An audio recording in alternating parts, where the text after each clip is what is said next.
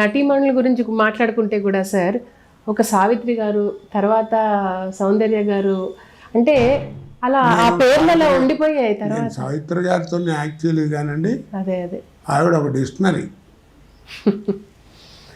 సౌందర్యతో చేశాను. ఒక ముక్కలో చెప్పాలంటే చాలా సిన్సియర్ ఆర్టిస్ట్ అండి. బా, నాకు చాలా ఇష్టం అమ్మాయి అంటే.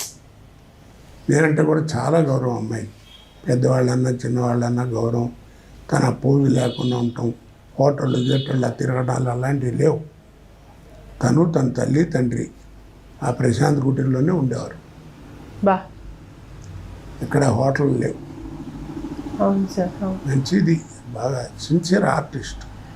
చాలా మంది చెప్తారు సార్, సౌందర్య గారు అనగానే మంచి పిల్ల, మంచితనం గురించి ఎక్కువ హైలైట్ చేస్తారు అందరూ. గౌరవం అండి, పెద్దలంటే గౌరవం, చిన్నవాళ్ళతో ఎలా ఉండాలి, అసలు ఆర్టిస్ట్ అంటే ఎలా ఉండాలో ఆ అమ్మాయి దగ్గర నేర్చుకోవాలి. బా, ఆడవాళ్ళు నేర్చుకోవాల్సిన చాలా ఉన్నాయి ఆ అమ్మాయి దగ్గర. అందుకనే తొందరలో పోయింది. అంటే అన్ని సంవత్సరాలు అప్పట్లో షెల్ఫ్ లైఫ్ అలా ఉండేది కదా సార్.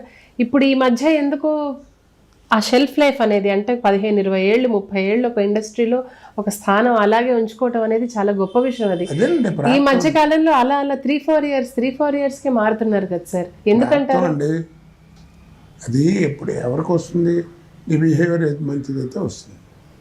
నువ్వు ఎలా ఉన్నావు ఏంటి అనేది. రాకన్ మానవ హాని వృద్ధులు మహారణ్యంలో దాగినాను. నువ్వు మహారణ్యంలో ఉన్నా నీకు జరగాల్సిన వృద్ధాప్యం, నువ్వు జరగాల్సిన వృద్ధి అన్నీ జరుగుతూనే ఉంటాయి. దాని నిదర్శనం ఏంటి చెప్పండి? కన్నడ రాజకుమార్. కన్నడ వాళ్ళందరూ రాముడు దేవుళ్ళ కొలుస్తారు. ఆయన కర్మ చూడండి. నరహంతుడు వీరప్పన్ దగ్గర 109 రోజులు గోచి పెట్టుకుని అరణ్యంలో మహారణ్యంలో 109 రోజులు బతికాడు.